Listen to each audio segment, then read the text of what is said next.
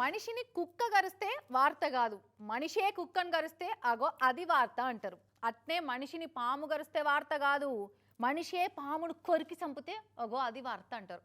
తిరుపతి జిల్లాలో గదే కథ అయిందో వల్ల కాటేసిన పాము తలకాయ కొరకుడే కాదు, దాన్ని పక్కనే పెట్టుకొని వన్నాడట గీ పెద్ద మనిషి. వామ్మో ఈయనే మనుషులు పాము కాటేస్తే కుయ్యో మొర్రో అని ఏడుచుకుంటా భయపడి దావకాన కురికేది పోయి కరిసిన పామునే తలకాయ కొరికి చంపి దాన్ని పక్క పంటే ఊతకర్ర పెట్టుకొని అన్నాడట.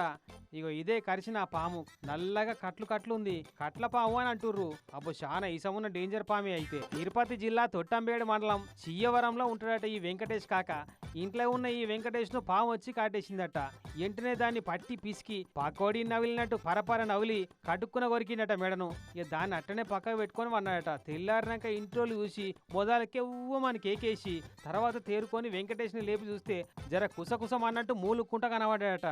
ఏమైందయ్యో ఈ పాము ఎక్కడిది, ఎవరు చంపిర్రు, ఏమైంది అసలు అని అడిగితే నేనే చంపినా, అది నన్నే కాటేస్తుందా అని రాత్రి తాగిన మందు మత్తు కలిసిన పాము ఇసం మత్తు కలిసిన డబుల్ మత్తులో మాట్లాడుతుంటే ఈయన ఇటో వేస్తుండని దబ్బున తిరుపతి రుయా దవాఖానకి వేసుకపోయారు. ఇక ఎమర్జెన్సీలో పెట్టి ట్రీట్మెంట్ ఇస్తున్నారట. ఇప్పటికైతే ఏం చెప్పలేమని అంటున్నారు డాక్టర్లు. కానీ కాటేసిన పామునే కరకర కోరికి చంపినావంటే నీది మామూలు గుండె కాదు కాకు, బతకాలి, ఆ గుండె బతకాలి కాక ఎట్లన్నా అని అనుకుంటున్నారట ఈ ముచ్చట చూసిన ఊరి జనాలంతా.